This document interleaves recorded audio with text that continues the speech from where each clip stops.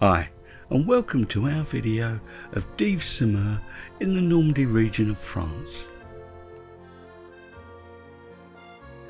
This was the second destination on our 4-night mini road trip, a return to Normandy, and our first international one using our new Polestar EV. So after a couple of nights exploring Bayeux, and then taking the scenic route from Bayeux to Dives-sur-Mer, we're here to explore. And if you want to see our previous videos, I'll pop those up at the end. In this video we'll look at the historical links between Dives-sur-Mer, and in our next video we'll look at its rather interesting sibling Carbourg.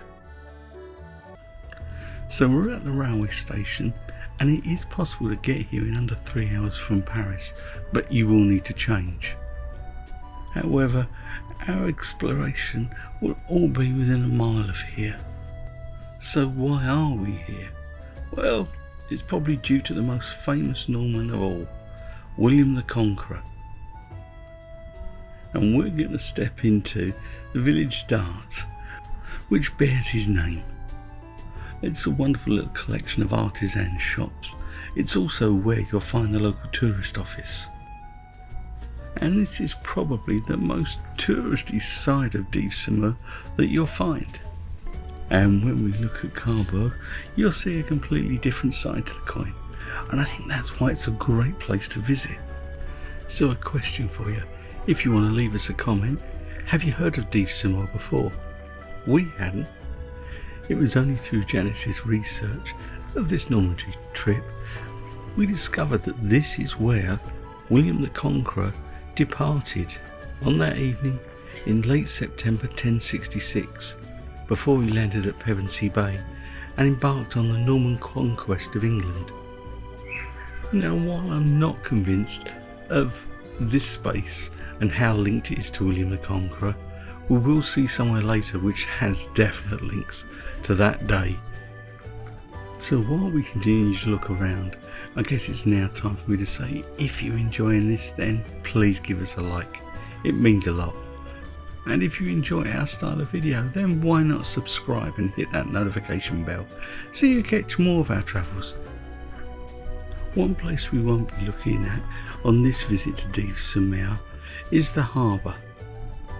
That's because today it's a modern marina and doesn't have much history about it. If we had more time, we probably would have popped in because it'll make an excellent place for lunch. And I think Dives is a little more down to earth. Réservez-vous pour son spectacle. Réservez-vous pour le grand cirque Roman Ritz. Il est arrivé. Montez. Oh, the circus is in town. And that's the point about Dives. As we wander the streets, you'll see more of that. There's a mixture of what I guess at heart is medieval. Then you'll find areas where it's a little bit more modern. There's also a nod to the Belle Epoque, that period in French history where everything just seemed perfect. And we'll see a lot more of that in Carbourg. But as we make our way to the Church of Our Lady, you'll notice Dives is just a regular town. Okay, it's got a nice patisserie, boulangerie and a few more restaurants, but it services normal people. And we're taking a detour. We'll head to the church at the end, but for the time being we're heading to the Place de la Repiblique, and we're going to take in another medieval site. And the clue's in the butcher's name. It's the Arles, and this has stood since the early 15th century. Inside you can see the 66 oak beams that support it, and if you're lucky enough to be here on a Saturday morning, it's still a thriving market. And although I said it dates from the 14th century, the sites were closed in the 20th century. Either way you look at it, it's a magnificent structure, and I'm glad to see that it's still in use today. You get to see the full magnificence of the structure when you see it from the side profile. We took advantage of the cafe with the yellow parasols to grab a coffee, a patisserie, and mix with the locals.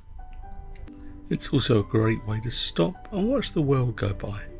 and also take in another of the historical monuments of Dives-sur-Mer, the Bayeux Manor from the 17th century. As is often the case when planning a trip like this, we head across the local tourist site, in this case Normandy Tourism. I'll pop a link in the description so you can find out more and decide what works for you. We'll also include a link to our accommodation, the Kyriad Prestige, which is about 20 minutes from this spot and about 10 minutes to the tourist office at Carborg. And what's interesting is when you're there, you'll find no information on Dives-sur-Mer. It's like they're siblings that have fallen out over something. Anyway, back to our tour of Dives-sur-Mer. And our next and final destination is for us to head back towards the Church of Our Lady, or Église Notre-Dame. This church was built in the 11th century, but not completed until the 14th.